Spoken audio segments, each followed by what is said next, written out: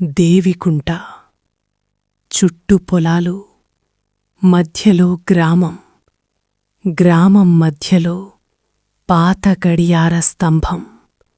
ప్రతి గంట మోగాక దేవికుంటలో ఎవరో ఒకరు గట్టిగా ఊపిరి తీసుకుంటారు.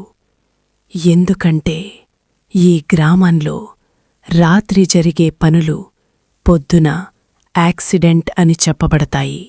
ఈరోజు కూడా అలాగే జరిగింది. శుభోదయం 6 గంటలు. దేవికుంట పాఠశాల దగ్గర జనాలు చుట్టుముట్టారు. టీచర్ కవిత స్కూల్ గేటు ముందు పడిపోయింది. జనాలు చెప్పారు, కాలు జారి పడిపోయిందంట.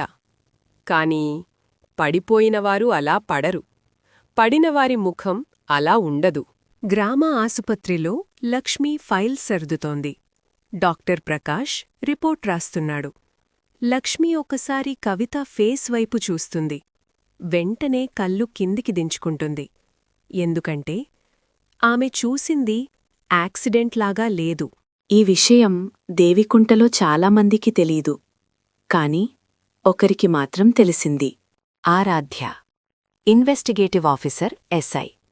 దేవికుంటలో అడుగుపెట్టిన క్షణంలోనే ఆమెకి ఒక విషయం అర్థమైంది. ఈ గ్రామం భయంతో కాదు, మౌనంతో పనిచేస్తోంది. ఆరాధ్య క్రైమ్ సీన్ దగ్గరికి అడుగుతుంది. యాక్సిడెంట్ అని చెప్పారు కదా, కాని అందరూ ఎందుకు భయపడుతున్నారు? ఏ క్వశ్చన్కి ఎవ్వరూ ఆన్సర్ ఇవ్వలేదు. అప్పుడే ఒక వ్యక్తి ముందుకు వచ్చాడు.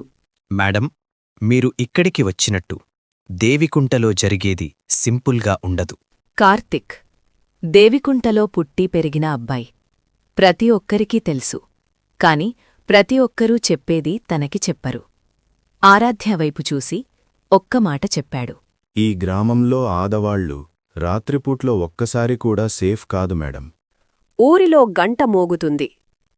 అదే సమయంలో పాత సినిమా హాల్ దగ్గర పుల్లయ్య గడియారం వైపు చూస్తాడు. తనకి తెలుసు, ఈ గంట ఒక వార్నింగ్ అని. దేవికుంటలో ఇది మొదటి చావు కాదు, కాని మొదటిసారి నిజం బయటపడబోతుంది.